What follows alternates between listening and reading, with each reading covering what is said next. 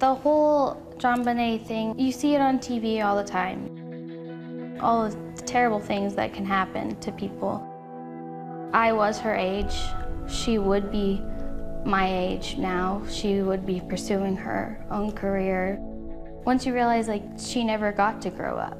Back then, Thumper Gosney was Jonbenet's friend and competitor on the Kitty Beauty pageant circuit. Jonbenet was the nicest girl. Like, she was very poised in all of her things she did. Here in the foothills of the Rockies is the town where Jonbenet Ramsey grew up. Boulder, Colorado, a quirky college town described by locals as 25 square miles of fantasy surrounded by reality. We assumed we were living in a little town and that evil existed elsewhere.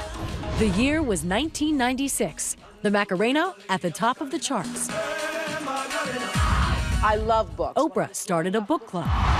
The country had just re-elected President Bill Clinton. As for the Ramseys, John and Patsy, 6-year-old Jonbenet, and big brother Burke, age 9, they were the very picture of the good life. Wealthy, thanks to John's thriving computer business. Patsy was a high society woman from Atlanta who knew how to decorate her house. John was a smart guy who had just been nominated or voted as Entrepreneur of the Year. So really, the two of them were high society for Boulder. Patsy had just beaten ovarian cancer and was celebrating her 40th birthday. This was a Christmas that promised to be as merry and bright as the Ramseys' video greeting card. We'd like to welcome you to our home and wish you a very Merry Christmas. She decorated that place with Christmas trees in every room. Family friend Pam Barday. She was a Southern belle. Everything was about entertaining.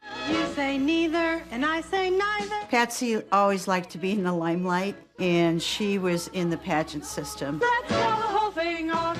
This is an interesting item I'd like you to see. The name Jonbenet was a fanciful hybrid of her father's, Jonbenet. Pigtails, jeans, beautiful smile. I mean, she was just a mischievous, fun little girl. Jonbenet Ramsey. At the age of 4, she began following in her mother's footsteps. Jonbenet, thank you.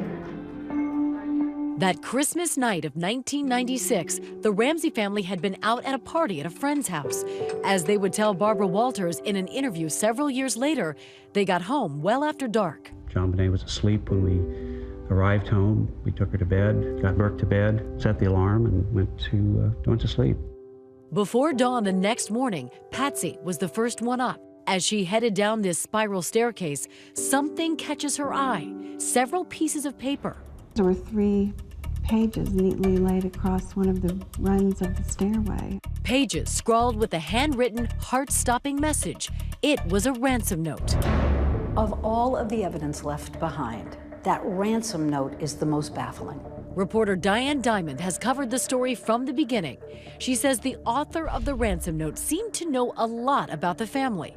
The demand for $118,000 was close to the exact amount of John Ramsey's bonus that year. A ransom note is not that long. A ransom note says, I have your child, I want $1 million, I'll call you later. This is 2.5 pages long. Whoever does that? I just remember when I read, we have your daughter, it just, this overwhelming fear, and I just dashed back up those stairs as fast as I could and pushed her door open. And then? And then I just screamed for John. Jonbenet had vanished. We are kidnapping. Hurry, please explain to me what's going on. Are you Patsy Ramsey? I'm the mother. Oh my God! Please. I'm sending an officer over, okay? Please. Do you know how long she's been gone? No, I don't. Please, we just got out and she's right here. Oh my God, please. The call was made to 911, and within 2 or 3 minutes, Patsy Ramsey's on the phone to her friends and neighbors. Come on over. John was also making calls. He said, they've got her. What do you mean they've got her? They've kidnapped Jonbenet. She's gone. And people were streaming through that house. They were in the kitchen. They were in the living room. They're all talking. They're passing the ransom note around. The police should have secured that scene by telling everybody, get out. I'm sorry, this is a crime scene. It was just one of many mistakes police made that day. The first detective on the scene also did something that would radically compromise the case. Linda Arndt tells the restless John, why don't you look around the house, see if anything is missing or looks strange. Start at the top and go to the bottom. But he didn't do that. He went to the basement first, where, of course, whoa, he finds his daughter's body. I saw her lying on the floor with a white blanket. Her hands were tied above her head. She had tape over her mouth. Her eyes were closed. And lo and behold, when John Ramsey finds the body, you now have John Ramsey at the crime scene. John Ramsey picked that little girl up, took the tape off of her mouth, and dragged her upstairs in his arms. And then the coup de grace.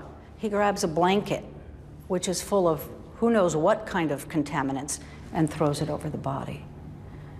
Right then and there, the police investigation was tainted. Jonbenet had been strangled with a length of cord, a vicious homemade weapon known as a garrote. She was hit on the head with enormous force, and there was evidence of sexual abuse.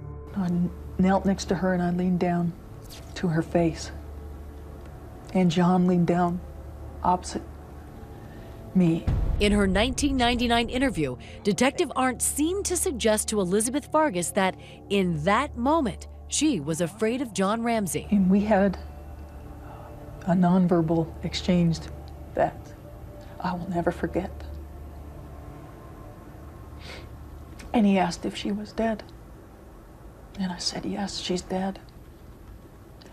And as we looked at each other, I remember, and I wore a shoulder holster, tucking my gun right next to me and consciously counting, I've got 18 bullets.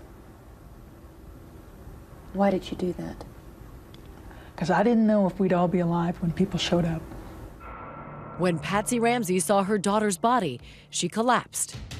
I knelt down over her and just laid my body on her body and my cheek against her cheek, and it was cold.